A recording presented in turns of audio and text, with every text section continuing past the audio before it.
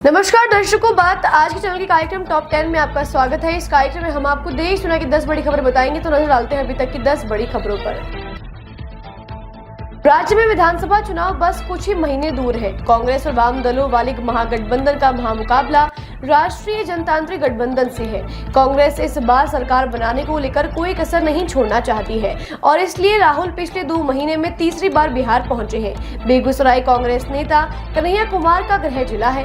राहुल गांधी आज सुबह 9 बजे बेगूसराय पहुंचे और यहां ITI मैदान में कन्हैया कुमार की पलायन रोको नौकरी दो पदयात्रा में शामिल हुए।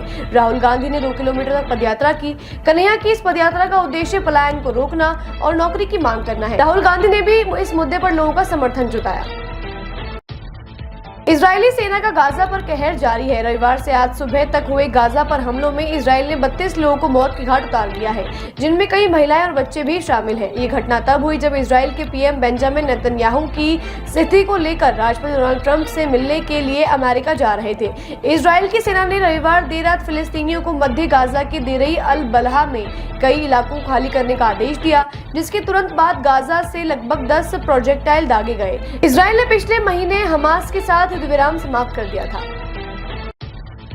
अपनी जवाबी टैरिफ से दुनिया भर के बाजारों में उथल-पुथल के बीच अमेरिकी राष्ट्रपति का बड़ा बयान सामने आया है।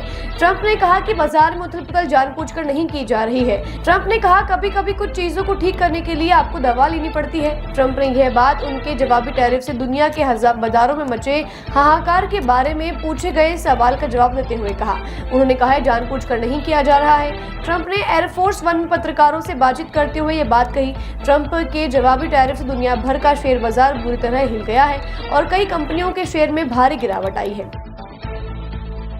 केंद्रीय गृह मंत्री अमित शाह अपने 3 दिवसीय दौरे पर जम्मू कश्मीर पहुंचे। रविवार देर शाम जम्मू कश्मीर पहुंचे शाह को एयरपोर्ट से सीधा राजभवन ले जाया गया और बाद में उन्होंने त्रिकुटा नगर स्थित भाजपा मुख्यालय जाकर पार्टी विधायक बैठक की अध्यक्षता की।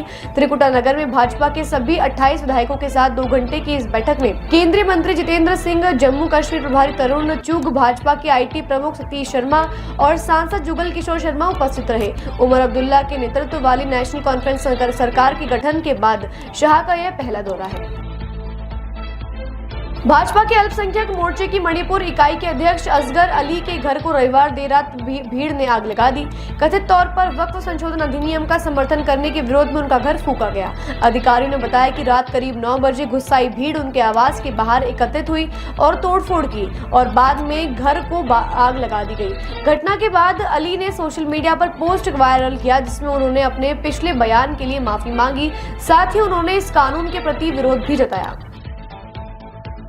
कर्नाटक में भाजपा ने आज सोमवार से महंगाई और सरकारी ठेकों में मुसलमानों को 4% रिजर्वेशन के खिलाफ 16 दिन का आंदोलन शुरू किया।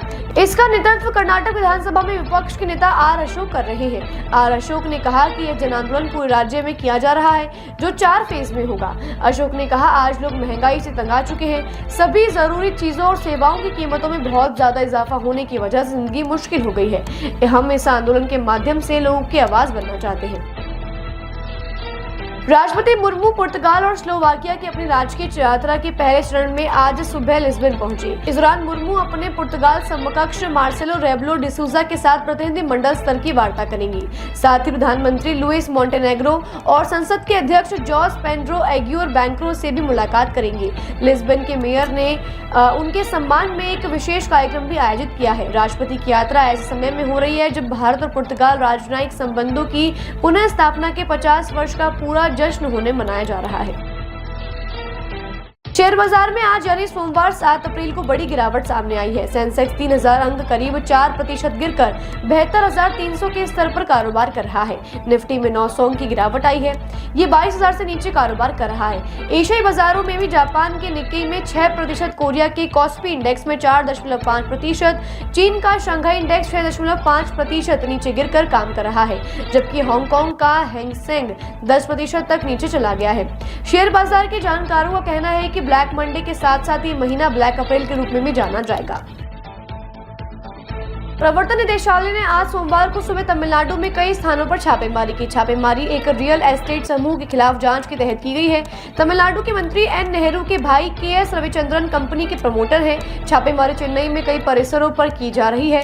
Reality company true value home TVH group की स्थापना के एन रविचंद्रन ने की थी। सूत्रों के मुताबिक संघीय जांच एजेंसी टीवीएच समूह से जुड़ी जांच के तहत परिसरों की तलाशी ले रहे हैं। सूत्रों ने बताया छापेमारी में जमीनों की भारी दस्तावेज जब्त किए गए हैं। एन नेहरू तमिलनाडु की नगर पालिका प्रशासन, शहरी और जल आपूर्ति मंत्री हैं।